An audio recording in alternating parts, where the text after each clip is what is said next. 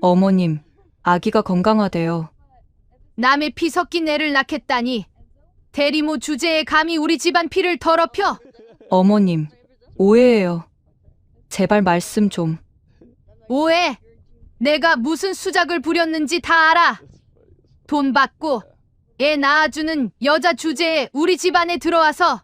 어머니, 제발. 닥쳐. 내가 뭘 안다고. 이 여자가 무슨 짓을 했는지 알기나 해. 제 아기, 본 영상은 실제 사연을 가상으로 표현한 작품입니다. 등장인물의 이름, 회사명 등은 가명임을 알려드립니다. 구독과 좋아요를 눌러주시면 영상을 만드는데 힘이 됩니다. 산부인과 대기실은 오후의 햇살로 따뜻했지만 그 공간에 앉은 세 사람의 분위기는 냉랭하기 그지없었다. 윤지연은 손에 쥔 초음파 사진을 내려다보며 조심스럽게 미소 지었다. 사진 속 작은 생명체의 윤곽이 희미하게 보였다. 하지만 그 미소는 오래가지 못했다. 맞은편에 앉은 시어머니 박금내는 팔짱을 낀 채 며느리를 노려보고 있었다. 60대 후반의 그녀는 곧게 편 등과 단호한 표정으로 불편함을 온몸으로 드러냈다. 아들 이도현은 두 사람 사이에 앉아 무릎만 응시하고 있었다. 그는 어머니와 아내 사이에서 어찌할 바를 몰랐다. 어머님, 아기가 건강하대요. 지연이 조심스럽게 말을 건넸지만 금내는 고개도 돌리지 않았다. 그녀의 입가에는 비웃음이 서려 있었다. 대기실의 다른 임산부들이 행복한 표정으로 남편과 대화하는 것과 달리 이 가족의 공기는 얼어붙어 있었다. 진료실 문이 열리고 간호사가 지연의 이름을 불렀다. 세 사람은 일어나 진료실로 들어갔다. 의사는 초음파 화면을 보며 설명을 시작했다. 태아의 크기, 심장 박동, 예정일에 대한 이야기. 지연은 경청했지만 금내는 팔짱을 낀 채 창밖만 바라봤다. 진료가 끝나고 다시 대기실로 나왔을 때였다. 금내가 갑자기 지연의 팔을 붙잡으며 낮은 목소리로 말했다. 남의 피 섞인 애를 낳겠다니 대리모 주제에 감히 우리 집안 피를 더럽혀? 지연의 얼굴이 창백해졌다. 대기실의 사람들이 일제히 이쪽을 쳐다봤다. 도현은 황급히 어머니의 팔을 잡으려 했지만 금내는 뿌리쳤다. 어머니, 제발. 닥쳐. 내가 뭘 안다고. 이 여자가 무슨 짓을 했는지 알기나 해. 금내의 목소리는 점점 커졌다. 대기실의 모든 시선이 그들에게 집중되었다. 임산부들과 보호자들은 수군거리기 시작했다. 지연은 눈물을 참으며 고개를 숙였다. 어머님, 오해예요. 제발 말씀 좀. 오해? 내가 무슨 수작을 부렸는지 다 알아. 돈 받고 애 낳아주는 여자 주제에 우리 집안에 들어와서. 금내의 폭언은 멈추지 않았다. 그녀는 며느리를 향한 분노를 쏟아냈다. 도현은 어머니를 말리려다 오히려 지연을 밀쳤다. 균형을 잃은 지연이 비틀거리며 뒤로 넘어졌다. 찰나의 순간 대기실은 비명으로 가득 찼다. 어머, 임산부가. 간호사들이 황급히 달려왔다. 지연은 바닥에 쓰러진 채 배를 감싸 쥐고 있었다. 그녀의 얼굴은 고통으로 일그러졌다. 금내는 그제야 자신이 저지른 일의 무게를 느꼈다. 하지만 자존심이 사과를 가로막았다. 제 아기. 지연의 떨리는 목소리가 대기실에 울려 퍼졌다. 의료진이 휠체어를 가져왔고 지연은 응급실로 옮겨졌다. 도현은 어머니를 원망하는 눈빛으로 쳐다보다가 급히 아내를 따라갔다. 금내는 대기실에 홀로 남았다. 주위 사람들의 비난 어린 시선이 그녀에게 쏟아졌다. 하지만 그녀는 고개를 들고 당당히 서 있었다. 자신이 옳다고 믿었다. 대리모를 통해 아이를 가진 며느리가 잘못이라고, 그 여자가 가문을 속였다고 확신했다. 하지만 가슴 한구석에서는 불안이 피어올랐다. 며느리의 창백한 얼굴, 배를 감싸 쥔 손, 그리고 무엇보다 아들의 차가운 눈빛. 그 모든 것이 그녀를 짓눌렀다. 금내는 천천히 병원 밖으로 걸어 나갔다. 뒤돌아보지 않았지만 발걸음은 무거웠다. 그날 이후 그 가족은 산산이 부서졌다. 병원의 소란은 끝이 아니라 시작이었다. 병원 소동 이후 사흘이 지났지만 윤지연은 집으로 돌아오지 않았다. 이도현은 아내의 핸드폰으로 수십 통의 전화를 걸었지만 연결되지 않았다. 응급실에서 다행히 태아는 무사했지만 지연은 퇴원 후 어디론가 사라져버렸다. 친정에도 없었고 친구들도 그녀의 행방을 몰랐다. 박금내는 거실 소파에 앉아 텔레비전을 보는 척했지만 내용은 하나도 들어오지 않았다. 며느리가 사라진 것에 대해 아들은 한마디도 하지 않았다. 아침에 출근할 때도 저녁에 돌아올 때도 그는 어머니와 눈을 마주치지 않았다. 집안의 침묵은 무겁게 가라앉아 있었다. 나흘째 되는 날 금내는 아들 방을 정리하다가 책상 서랍이 열린 것을 발견했다. 평소 깔끔한 도현답지 않게 서류들이 어지럽게 널려 있었다. 그녀는 무심코 서류를 정리하려다 한 장의 문서에 시선이 멈췄다. 대리모 계약서라는 제목이 눈에 들어왔다. 금내의 손이 떨렸다. 역시 그랬구나. 며느리는 대리모였고 그 사실을 숨기고 자신들을 속였던 것이다. 분노가 치밀어 올랐다. 하지만 서류를 펼쳐 읽기 시작하면서 그녀의 표정은 점점 굳어졌다. 계약서의 첫 페이지에는 의뢰인의 이름이 적혀 있었다. 이도현, 윤지연. 대리모의 이름란에는 낯선 여성의 이름이 있었다. 금내는 숨이 막혔다. 며느리가 대리모가 아니라 의뢰인이었다는 말인가? 손이 떨려 서류가 바닥에 떨어졌다. 금내는 무릎을 꿇고 흩어진 서류들을 주워 모았다. 병원 진단서, 난임 치료 기록, 그리고 여러 장의 상담 기록지. 모든 문서가 말해주고 있었다. 며느리 지연은 3번의 유산 끝에 더 이상 임신을 유지할 수 없는 몸이 되었고, 그럼에도 불구하고 시댁의 혈통을 지키기 위해 자신의 난자를 기증해 대리모를 통해 아이를 낳기로 결심했다는 것을. 금내의 입술이 파르르 떨렸다. 서류 맨 아래에는 며느리의 손편지가 있었다. 어머님께서 손주를 얼마나 기다리시는지 알기에 제 몸이 약해도 어머님의 피를 이어갈 아이를 꼭 안겨드리고 싶습니다. 이 방법이 최선이라고 의사 선생님께서 말씀하셨습니다. 편지를 읽는 금내의 눈에서 눈물이 떨어졌다. 며느리는 자신을 속인 것이 아니었다. 오히려 자신의 건강을 희생하면서까지 시어머니를 위해, 이 집안을 위해 온 힘을 다한 것이었다. 그런데 자신은 그녀를 향해 무슨 말을 퍼부었던가.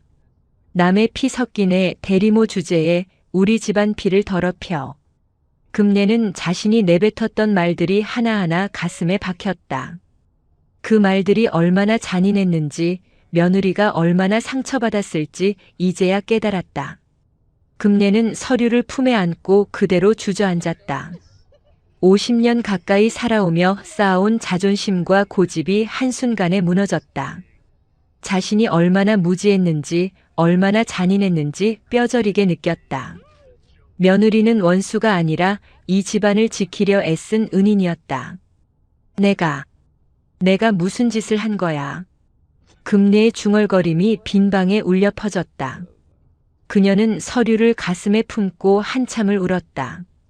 60평생 눈물을 보이지 않던 여자가 처음으로 무너졌다. 저녁 무렵 도현이 퇴근했다. 그는 거실에 앉아있는 어머니의 붉어진 눈을 보며 놀랐다. 어머니 우셨어요? 금내는 대답 대신 서류 뭉치를 아들에게 내밀었다. 도현은 그것을 보자마자 얼굴이 창백해졌다.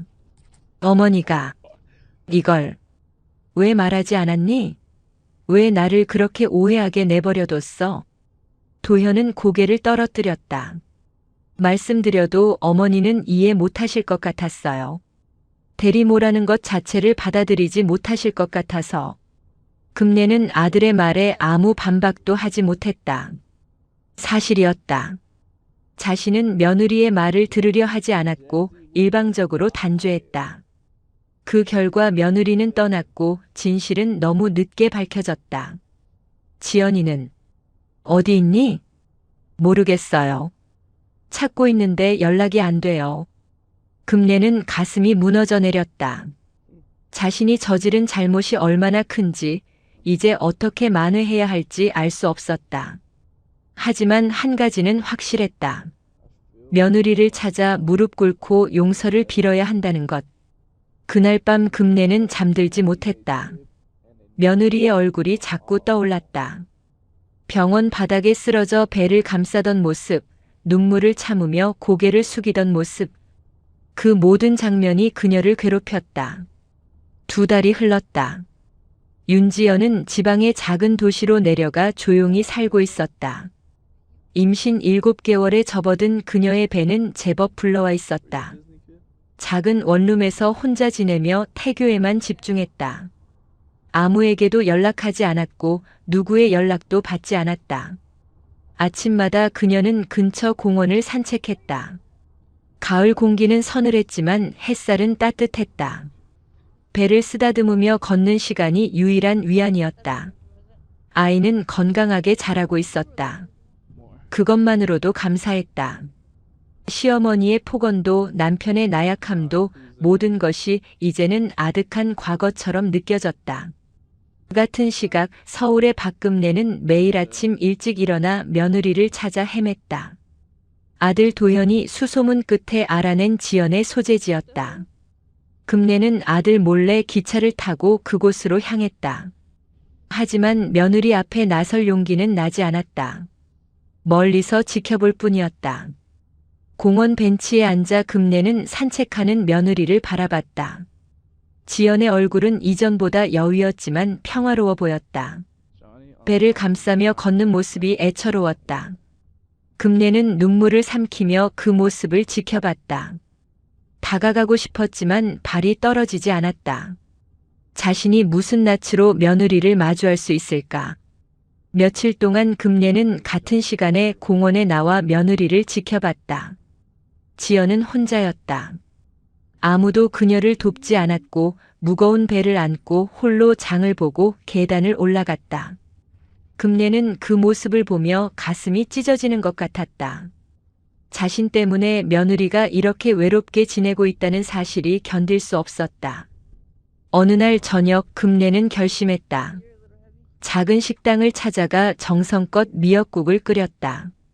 임산부에게 좋은 반찬들도 함께 준비했다. 그녀는 보온 도시락에 음식을 담아 지연의 집 앞으로 향했다. 원룸 건물 앞에 도착했을 때는 이미 어두워져 있었다. 금래는 계단 입구에 도시락을 조심스럽게 내려놓았다.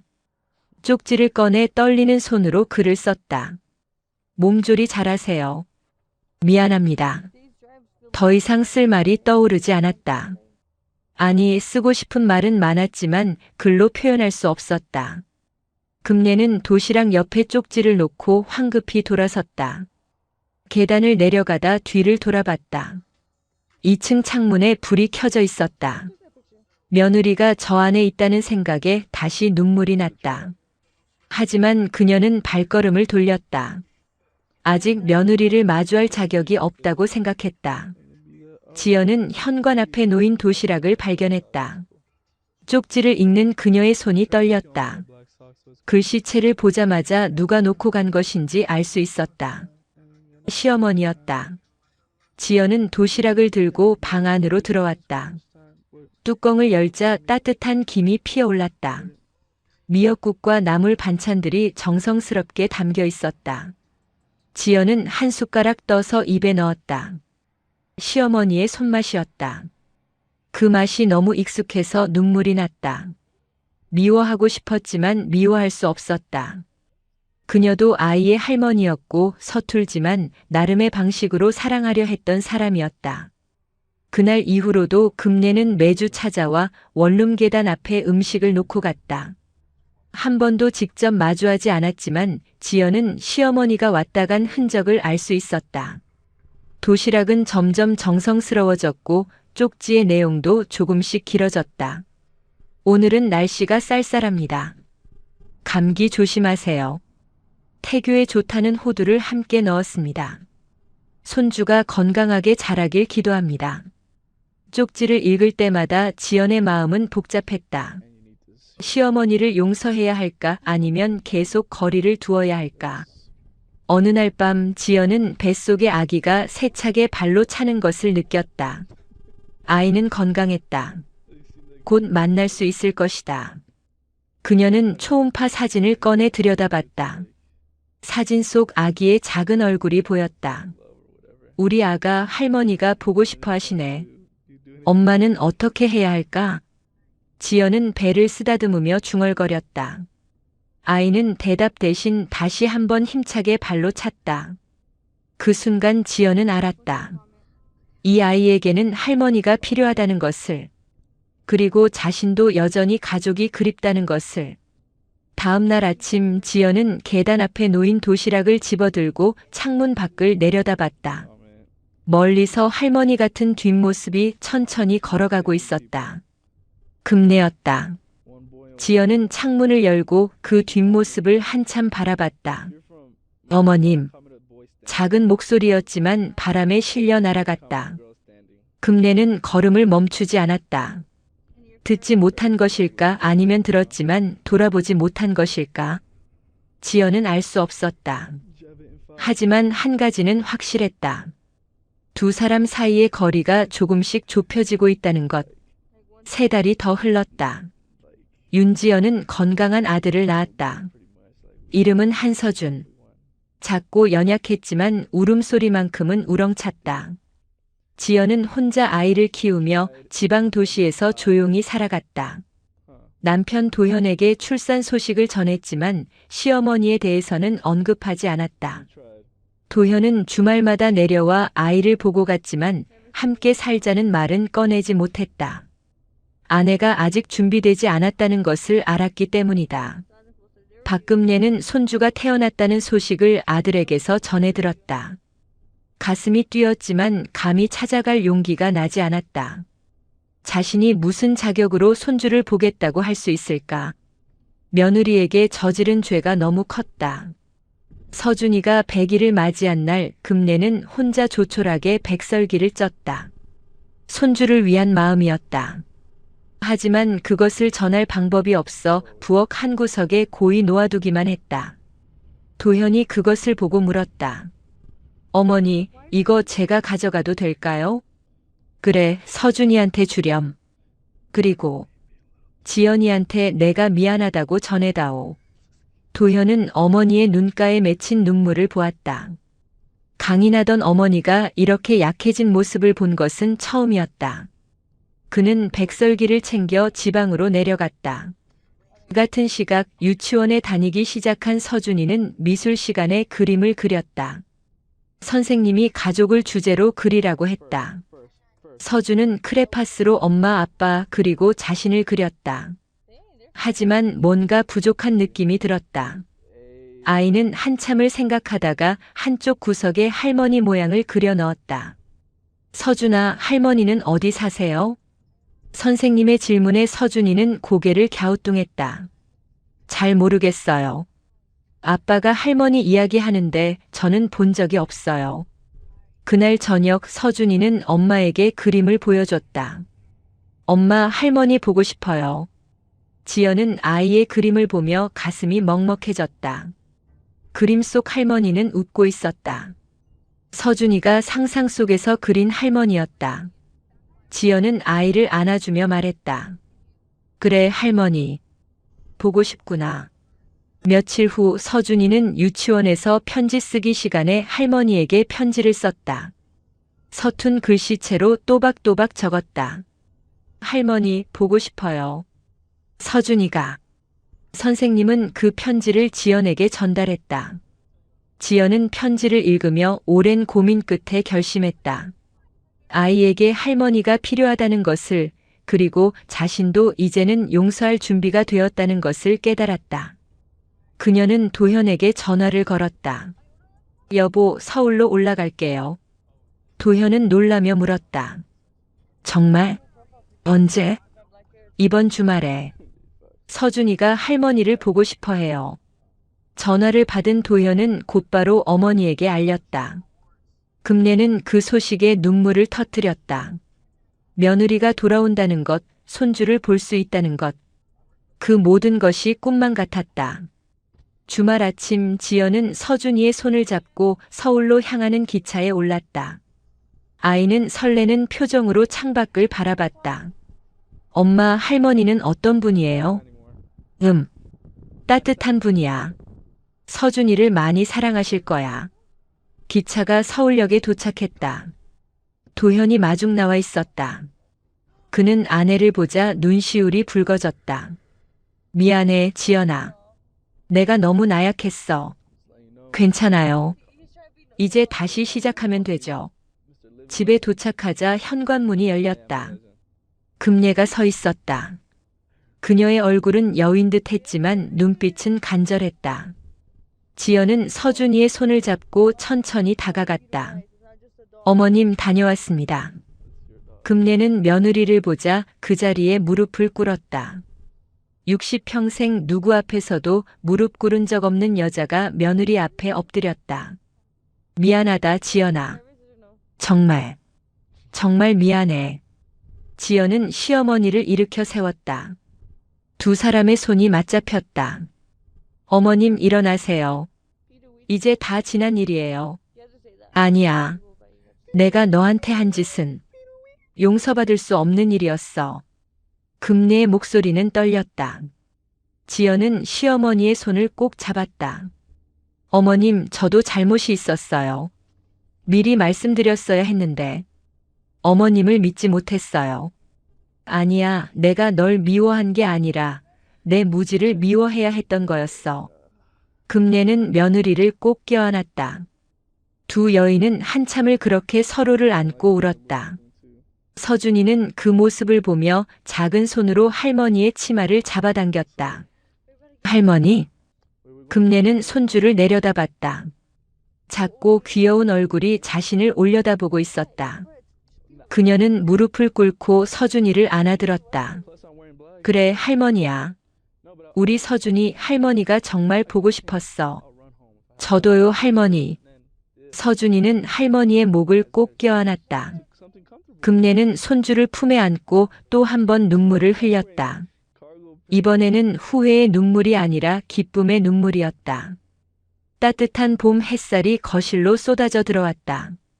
세 사람은 소파에 나란히 앉아 조용히 손을 맞잡았다. 지연, 금내, 그리고 작은 서준이.